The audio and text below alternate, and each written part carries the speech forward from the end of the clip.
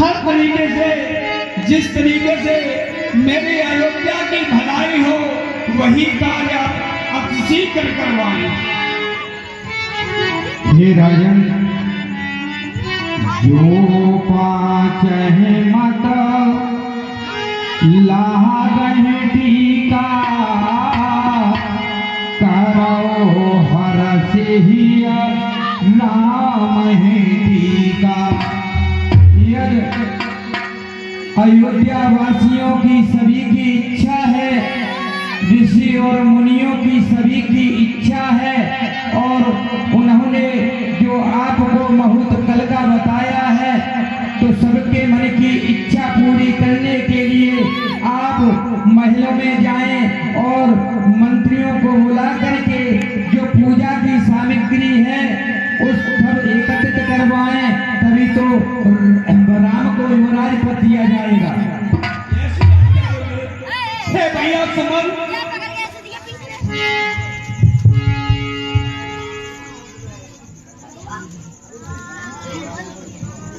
आगे राजा। हे भैया सुमन, देखिए गुरु महाराज विराजमान है, इनकी चरण वंदना करो और उसके पश्चात जिस तरीके से गुरु भगवान पूजा की सामग्री एकत्रित करवाते हैं उसे अति शीघ्र ले आओ। किसी सामग्री की किसी भी प्रकार की कोई कमी नहीं होनी चाहिए।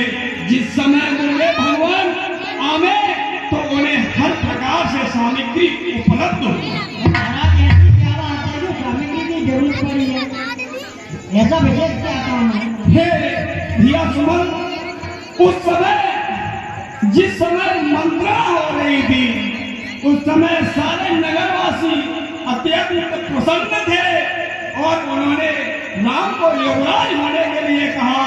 तो मैंने गुरुदेव से आकर के अरे महाराज, ये तो बहुत अच्छी बात है। इसलिए अपनी अवस्था देखते हुए आपने सोचा आज बहुत अच्छा। तो आप गुरुदेव से सामग्री के मामले में पूछ लें क्या क्या लाना है, क्या क्या नहीं लाना है। अच्छा बात।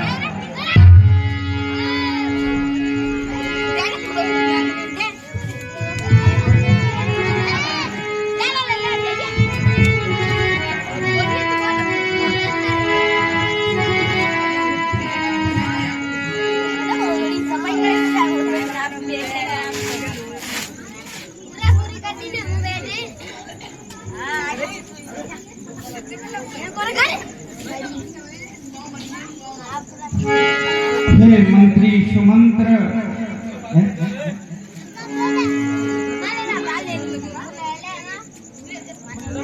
लीजिए आया, मैंने सामान को एकत्र कर दिया। अब पूजन की सामग्री तो लेकर के आप आ गए। अब तीर्थों का जल लाना शेष है। इसमें केवल गंगा जल है, इसमें इंद्रोदक भी चाहिए। इंद्रोदक जल की बड़ी आवश्यकता होती है जब राज्याभिषेक होता है, इसलिए आप इंद्रोदक जल लेकर के आए। अभी आगे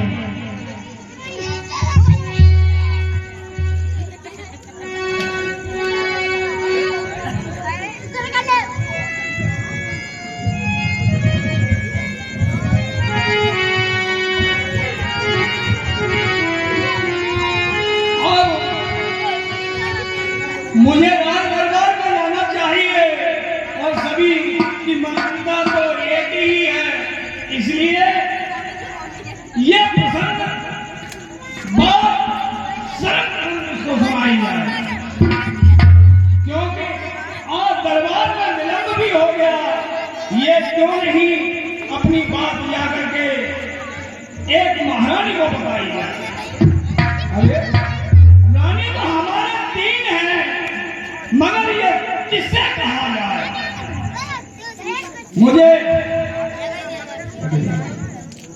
इससे अब ये प्रतीक होता है कि राम को केकई अत्यंत प्यार करती है।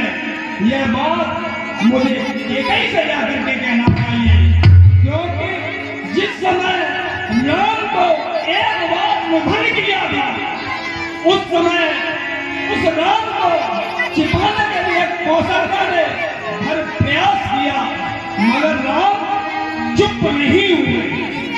उसके उपरांत सुमित्रा ने उन्हें बहुत छुपाने की कोशिश की, मगर राम चुप नहीं हुए। स्वयं मैंने अपनी गोद में राम को लिया, मगर राम फिर भी चुप नहीं हुए। जैसे ही कैकेयी ने राम को अपनी गोदी में लिया और राम चुप हो गए। अर्थात अब मुझे यह प्रधान सर्वप्रथम अपनी महारानी कैकेयी को बताना चाहिए, क्योंकि वो सर्व संपत्ति हर तरीके से राम को इजहार करती है और यह बात सुनकर के वो अति शीघ्र ही हर्ष और उल्लास के साथ उन्हें हमारे सूचना देते ही मन खुश हो जाए। हे राजा, कहो गुरुदेव भगवान।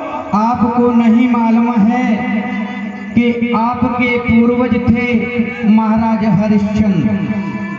कहो गुरुदेव। उन्होंने एक कन्या के विवाह के लिए कुछ मुद्रा देने का संकल्प किया, लेकिन वह मुद्रा नहीं दे सके। इसलिए मेरा तो विचार है कि काल कर है सो आज कर, आज कर है सो अब पल में परले होगी फेर करे गो कब। इसलिए राम को यदि कल युवराज पद देना है, हमारी तो सम्मति है कि शुभम शीघ्रम राम को आज ही युवराज पद क्यों न दे दिया जाए। समय की कुछ पता नहीं है। हे गुरुदेव भगवान, इस मंत्रणा के लिए हमारी प्रजा हर तरीके से खुश है और मानने के लिए तैयार है, लेकिन जिस समय अर्धांगिनियों के साथ वचन भरवाए गए थे, उस समय हमारे को ये कहा था कि जिस प्रकार से भी आप कोई भी कार्य करेंगे तो आप अपनी अर्धांगिनी को अतिशीघ्र शामिल करेंगे। इसलिए हे गुरुदेव भगवान, मुझे अपनी रानियों से सुझाव लेना है